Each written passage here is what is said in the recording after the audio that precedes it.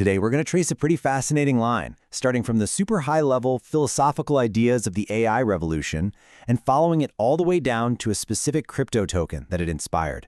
So how does a massive idea actually become something you can buy and sell? Let's get into it.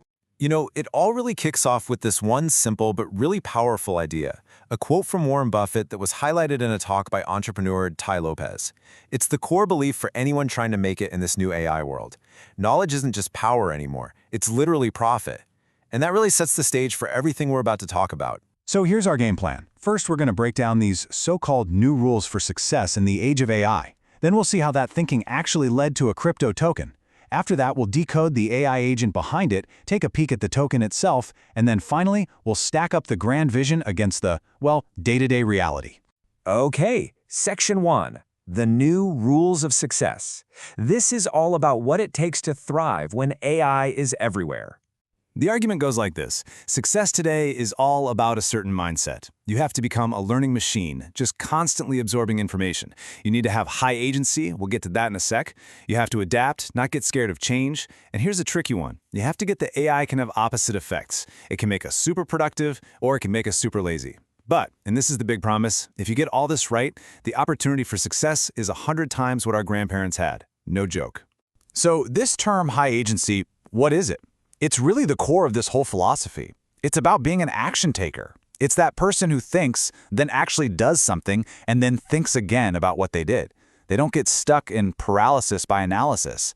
It's about taking control, not just letting things happen to you. And this is absolutely crucial.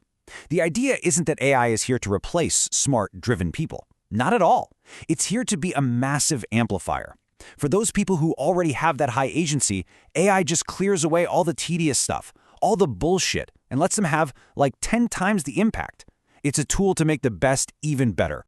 Okay, so you have this whole way of thinking, but how on earth does that become something you can actually trade on a crypto exchange? Let's follow the breadcrumbs. This is where the abstract idea starts to become a real asset. The whole connection hinges on this one number, 717. That's it. It was the number of the talk where all these ideas were laid out, just a simple number that would end up being the brand for a whole new piece of tech, and the token that came with it. And this is really the big question for us today, right? How do you take a philosophy, a way of thinking about learning and action and AI, and then package it, bottle it up, and turn it into a financial instrument? Well, the answer is you build a tool that tries to embody all those principles. All right, let's pull back the curtain on the technology itself.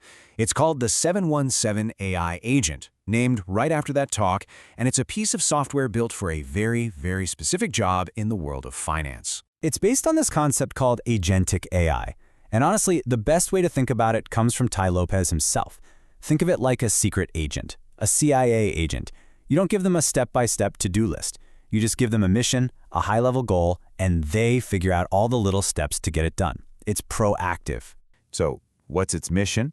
Well, the 717 AI agent is focused on crypto markets, specifically something called over-the-counter or OTC trades.